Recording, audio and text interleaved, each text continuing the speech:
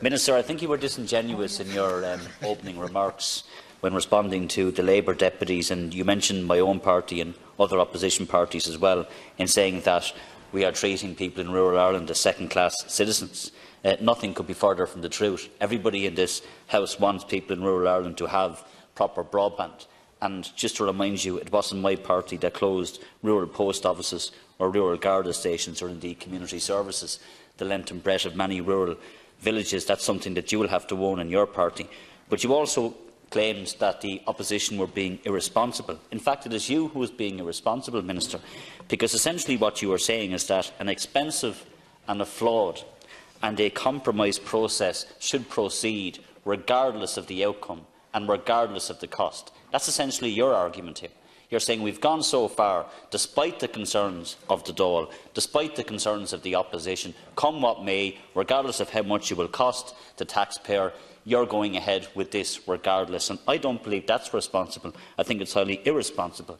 You also claim, as this government always does, that there is no alternative. And there are any amount of alternatives which have been debated up and down this House, and indeed in the Joint Oireachtas Committee for Communications as well, which published a report which cited a number of those options. So there are many options, Minister, that you could look at.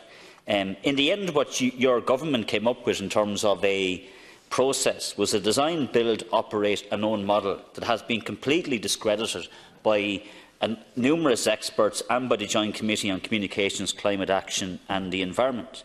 Now, Deputy Howlin, in his contribution, quoted the Secretary-General of the Department of Public Expenditure and Reform and his analysis of the plan. And I also want to quote from a letter that he sent to his counterpart in the Department of Communications. When he wrote in April 2019, he said, "Having expressed our concerns on a number of occasions at this stage in relation to the affordability and value for money of the proposed contract for the National Broadband Plan, I wish to re-emphasise one further time that this Department's fundamental concerns in relation to the unprecedented risk that the State is being asked to bear in the event that the current National Broadband Plan contract is recommended for approval by Government." So here is the Secretary-General of the Department of Public Expenditure, not the Labour Party or Sinn Féin or anybody else, the Secretary-General of the Department who minds our purse, saying that there is a risk to the taxpayer and that it is not the best model. Minister, that is on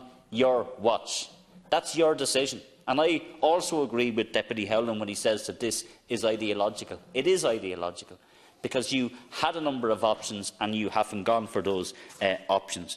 Now, if you also listen to the providers, some of those who were in the game and were in the bidding process, and many of them came before the Public Accounts Committee, they too talked about the origins of this process, the failures in this process that lent to some of them coming out of the process and lent itself to some of them not entering into the process in the first place. This was an inherently flawed model that was always going to fail, that was going to lumber the taxpayer with a huge cost and then not owning the infrastructure at the end of it. That's on your watch, Minister, and we're not going to continue to support this simply because Fine Gael made a mess of it. That's not a good enough reason to throw good money after bad.